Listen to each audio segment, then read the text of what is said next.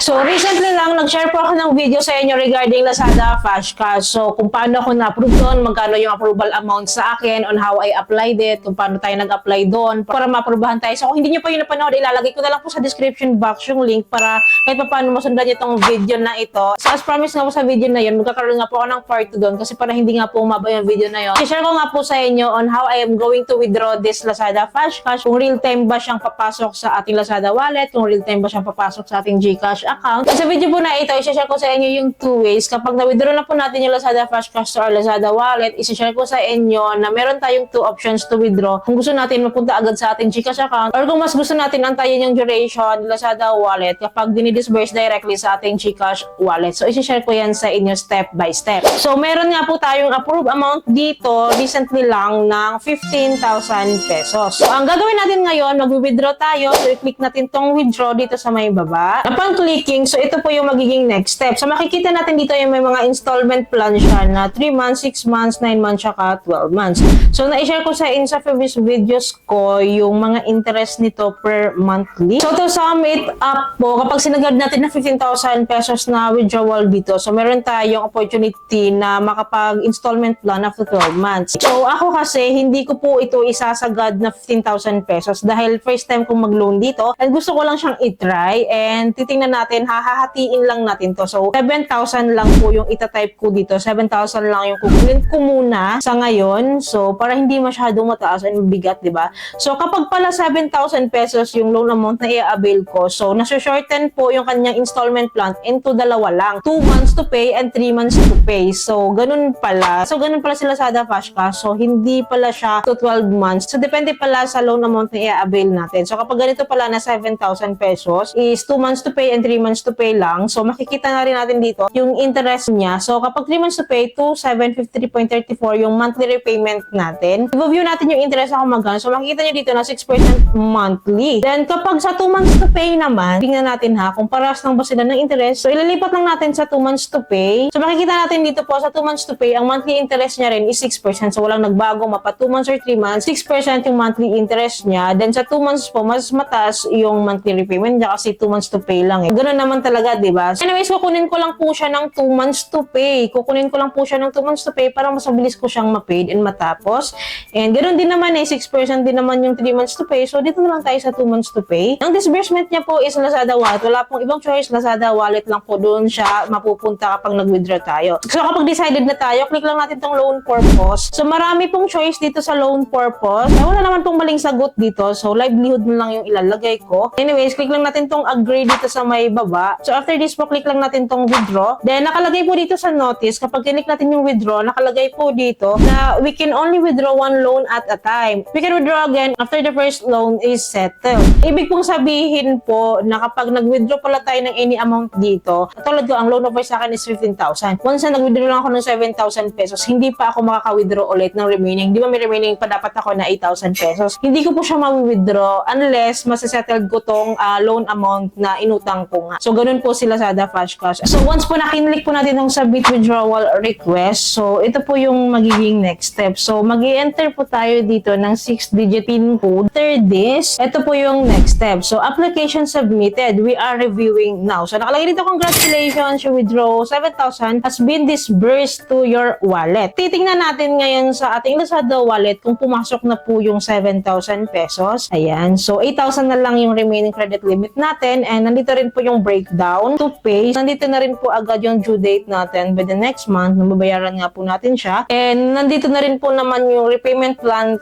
to installment dito. So, andito siya sa may baba. July 21 siya August 21 with the amount of 3,920. Puntahan natin yung wallet natin kung pumasok na siya and para makita natin, malalaman natin. As you can see here, makikita na po natin dito na pumasok po ang ating withdraw from Lazada Flash Cash. Meron po akong amount dito kanina na 14 pesos 0.42 sa aking Lazada wallet. Kaya nga po siya naging 7,014.42 kasi nag-add po yun. So, anyways, i-click natin ha. So, andito na nga po siya. So, click natin tong Lazada wallet natin. Meron nga po tayong available balance ng 7,014.42 pesos. So, ang gagawin ko po ngayon, magta-try po akong mag-send kay GCash via Lazada Share Treat Store. So, yun po yung usual kong ginagawa noon kung gusto ko po siya agad-agad real time po na papasok siya sa aking GCash account. I-share ko sa inyo itong way way na to ha, para kahit pa na may idea kayo kung hindi kayo makakapag-antay sa pangalawang step na gagawin ko. So anyways, ito muna yung gagawin natin ha. Itong 7,000 pesos na withdraw ko from my Lazada Flash Cash, mag-withdraw lang po tayo ng partial amount dito. Sa share treats po natin ipapadaan para makita nyo lang kung working pa din ba itong ganitong method. I-type lang po natin dito sa search bar,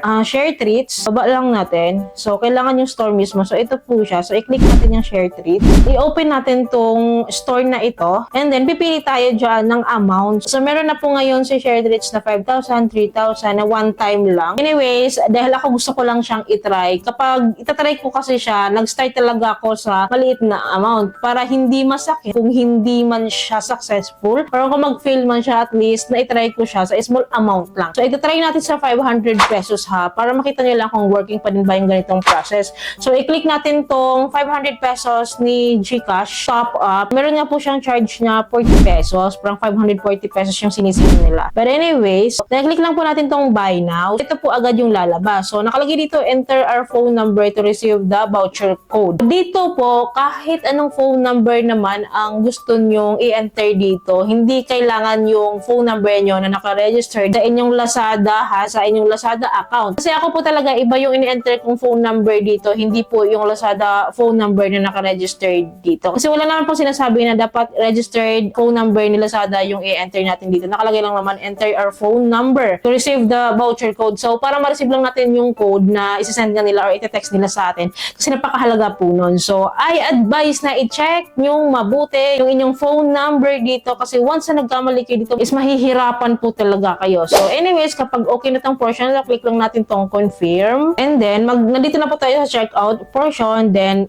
via Lazada wallet po yung ating payment method kasi dito nga po natin kukunin yung 500 pesos na meron nga po akong balance dito sa Lazada wallet ko ng 7,014.42 pesos. So, dito natin siya kukunin. 540 pesos po yung total amount to pay ko. Which is, ang darating lang po sa akin is 500 pesos. So, yung 40 pesos po, yun po yung charge nila. So, click na po natin tong place order. So, payment successful na po tayo. So, successful na po yung ating transaction dito. And antayin natin yung text ni ShareTrade. So, agad-agad po, nag-text naman po siya agad-agad sa akin. So, i-open natin. So, tatandaan niyo po palagi na dapat po dalawang text messages po yung marireceive nyo from ShareTrade po. So, yan. Ganito po. Ito po yung una and ito po yung pangalawa. So, di bali na siguro hindi nyo ma-receive yung una pero yung pangalawa dapat ma-receive nyo na may kasamang code at link. So, tulad po nito, meron siyang code. Napakahalaga po nito kasi ito po yung i-enter natin mamaya para ma-send na sa atin sa ating GCash account yung ating tinap up nga po dito sa ShareTrade. Before that, i-copy natin tong code na to. Kopyahin lang natin tong code na to. Be sure talaga na tama yung pagkukopya nyo dito. Kung gusto nyo sa uluhin din, go. So anyways, then click natin tong link ni ShareTrade. I-open natin and then wait lang po natin. So pipilapan po natin tong form na to. Napansin ko lang po dito na bago na po yung format ng form ni GCash ngayon via ShareTrade. Kasi dati may code na agad siya na naka-indicate. Filapan lang natin tong mobile number. So ito po yung mobile number natin sa GCash account natin. Hindi pwede yung hindi GCash account number yung ilalagay dito. So mahihirapan kayo. After filling up this mobile number, click lang natin tong start. Then sa start, ganito na po yung lalabas ngayon. So i-verify niya kung ikaw ay human. So ganito na. So dati kasi hindi siya ganito. So check lang naman natin yan. Successful na siya. Then babalik na siya sa ganitong format. So dati ganito po talaga yung format niya directly. Paste lang po natin yung 9-digit code na kinopya natin kanina. And then kapag na-enter na natin yan, so i-click lang natin tong terms data privacy dito na box. Then after that, click natin tong redeem. So magsasend sila sa atin ng OTP ha. Click natin tong send OTP para makareceive tayo ng OTP galing sa ShareTrade. Bagong-bago na po talaga ang format ngayon ni ShareTrade. Hindi na po siya katulad dati. So meron na siyang pa-OTP. Ngayon dati wala po yung ganito. Diretso lang. Anyways, nagsend na sila sa akin ng OTP code. Kopyahin lang natin and then yun. Enter natin. Then click natin to sa baba itong verify to redeem. Then after clicking this verify to redeem, successful na po tayo. So ayan na po agad-agad. Pumasok na sa aking GCash account yung 500 pesos. So legit na working pa din yung ganitong process. As in real time po siyang pumapasok talaga sa ating GCash account nang hindi natin kailangan magantay ng matagal na oras or araw kasi diba yun yung usual na issue. So anyways, balik tayo sa Lazada Flash Cash ko. So nagbawas na po tayo. So naging 6,470.42 na lang yung aking Lazada balance dito. Ngayon naman po, isi-share ko sa inyo yung pangalawang option to withdraw our Lazada wallet directly to our GCash account na hindi na natin ipapadaan sa share trades. Kasi nga naman, kapag ipapadaan natin sa share trades lahat to, barang ang bonggang-bongga ng mga charges niya. Kasi po, sa 500 pesos, 40 pesos. Kung i-times mo yun sa ilang libo, diba? So, malaking bagay yun. So, this time po, pwede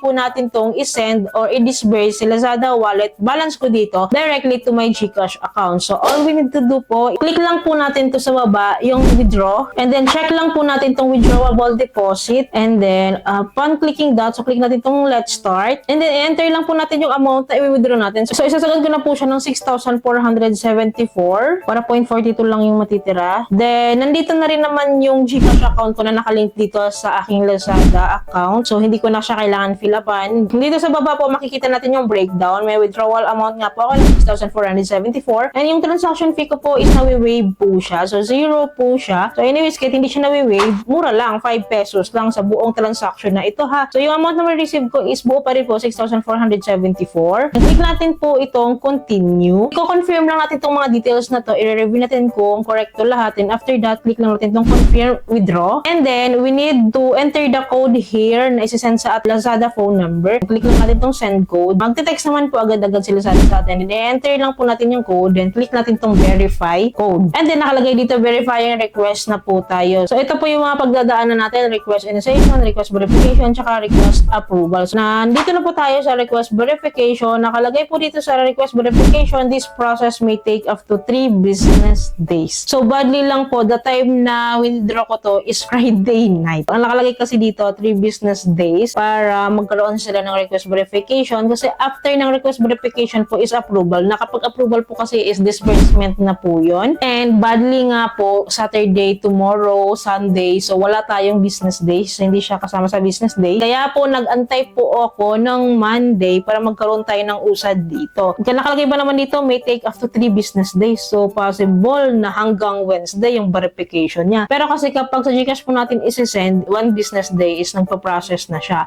So, yun nga po, inantay ko po yung Monday para magkaroon ng usad. So, by 8 a.m., nag-notify sa akin si Lazada ng Monday agad-agad. Nakalagay dito, wallet withdrawal approved. Naka-process na daw yung approval ko. And nakalagay dito, 6,474 will be deposited to your selected bank account within the next 5 business days. So, di ba, ang tatagal ng mga time. Pero kasi usually, hindi naman po ito nasasagad. Nag-antay lang ako, sabi ko, pag GCash kasi within the day, papasok din yan. 8 a.m. na approve yung request ko. And then by 12:57 p.m. is nag-inform sa akin, nag-text sa akin si GCash na na-receive ko na nga daw po yung 6,474 from Citibank. Galing nga po ito sa aking Lazada wallet nga po, na sinend nga po directly sa aking GCash. So 8 a.m. kanina, na-approve nga daw po yung aking request to withdraw this 9, 10, 11, 12. So it takes 4 hours po para ma-receive ko po yung aking niloan nga po sa Lazada Fashcash from Lazada wallet na ito. So I can say po na legit po na nawi-withdraw po yung ating Lazada Fashcash loan offer. So hindi po siya real time ha, kapag nag-withdraw tayo from Lazada wallet to our GCash account, hindi siya real time. Lalo pa sa case ko ha, na pinrocess ko siya Friday night pa yon. So kinabukasan, Saturday, Sunday, hindi siya magpo-process ng Saturday, Sunday. Nagpo-process talaga siya sa business day talaga, like yun nga, Monday na siya nag-process. Pero siguro kung na-process ko yon ng Monday, so within that day, marireceive ko rin yung aking withdraw from Lazada wallet. Kasi si GCash po talaga within the day na di-disburse yan. Hindi nga lang fix yung oras, pero within the day, nare-receive yan. Pero hindi rin siya real time, but within the day. Sa iba kasi, yung bank transfer na ginagawa nyo, it takes up to 5 business days talaga. So, hindi rin siya real time. Kung gusto nyo mag-withdraw dito sa Lazada Fashcash and from Lazada wallet, gamitin nyo po si GCash kasi si GCash po within that business day is i-disburse na rin po talaga yung niloan